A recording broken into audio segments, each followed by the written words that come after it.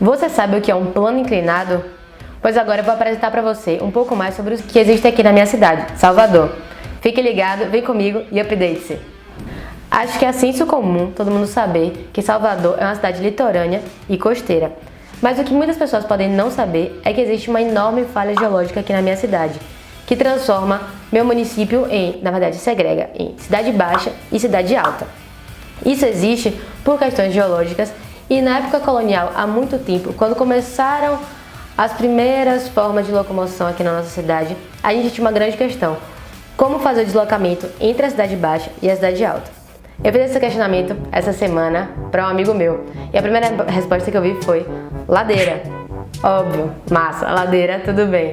Mas não é a forma mais eficaz da gente ligar as duas partes da cidade e também transportar mercadorias, porque lembre-se, o porto fica lá embaixo e a gente precisava levar tudo para cima, para a área onde tinha a distribuição dentro da cidade de Salvador, assim como para o interior. Então, na época colonial, os padres jesuítas e as carmelitas desenvolveram uma ligação entre a cidade baixa e a cidade alta, que eram conhecidos como guindastes dos padres. O que eles faziam? Eles colocavam ali literalmente um guindaste, uma corda em uma parte lá embaixo e na parte de cima, e faziam essa tração à mão para fazer o deslocamento de materiais e por vezes também de pessoas.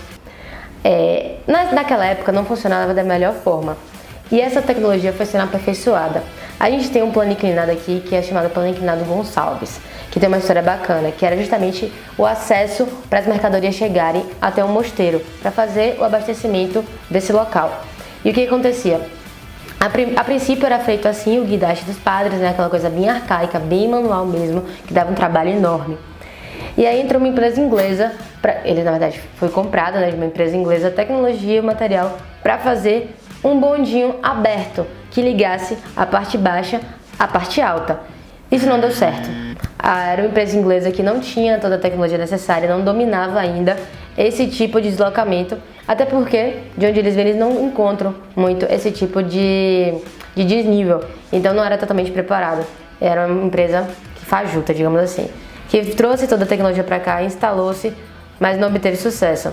Então esse projeto do Plano Inclinado de Gonçalves ficou parado durante umas décadas aqui em Salvador. Depois comprou-se na mão dos alemães uma outra tecnologia que eram com trilhos, cabos de aço, etc e tal. E instalou-se o Plano Inclinado de Gonçalves, que funciona até hoje aqui na cidade. Esse plano inclinado não tem uma adesão muito grande da população, em geral, né, da população como um todo, digamos assim. Até porque aqui é muito difícil você saber, das pessoas locais mesmo, que existem 3. Eu, por exemplo, não fazia ideia. Eu só conheço um que eu uso para ir para a festa do Bonfim, na Cidade Baixa. Então eu paro em um determinado plano inclinado, que eu nem me recordo o nome. Nunca me liguei de recordar porque eu não sabia que era mais de um. E descia para ter acesso. Acho que é R$1 ou R$2 hoje em dia, mas a passagem antigamente era mais barata. E teve uma época que era inclusive de graça. Essa ligação é feita em 3 pontos da cidade. A gente tem aqui a Calçada Liberdade, que tem essa ligação e faz o transporte de pessoas, porque aqui em Salvador, o bairro da Calçada Liberdade é um bairro muito populoso. Então a gente tem um deslocamento de pessoas, de trabalhadores muito grande.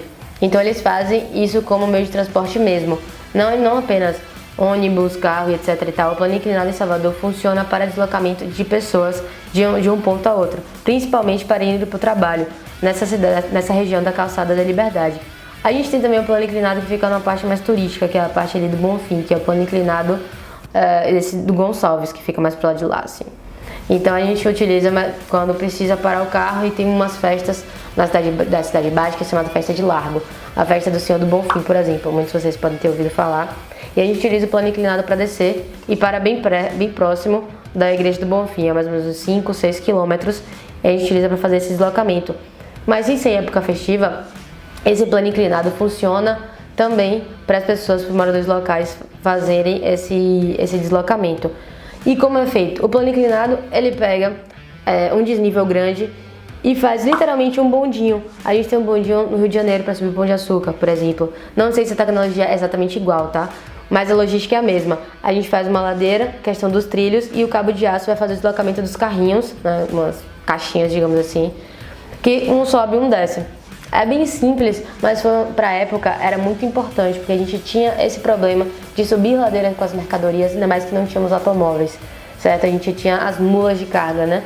e as mãos empacavam, a gente tinha o trabalho braçal para levar os materiais do porto que chegavam até onde realmente eles seriam consumidos, que era a área de comércio, a área residencial toda de Salvador. Então fica essa curiosidade para você, que a Salvador não se resume apenas ônibus, a gente tem essa falha geológica que é muito interessante, tanto para a engenharia civil quanto para a engenharia de tráfego também, né? A gente se mistura aí um pouco essas duas coisas. E a nossa cidade é fantástica, então fico feliz de você estar sabendo um pouquinho mais sobre ela e um pouquinho mais sobre o plano inclinado também. Tem na sua cidade? Não tem? Procura saber, pesquisa um pouco mais. Até a próxima. Tchau, tchau.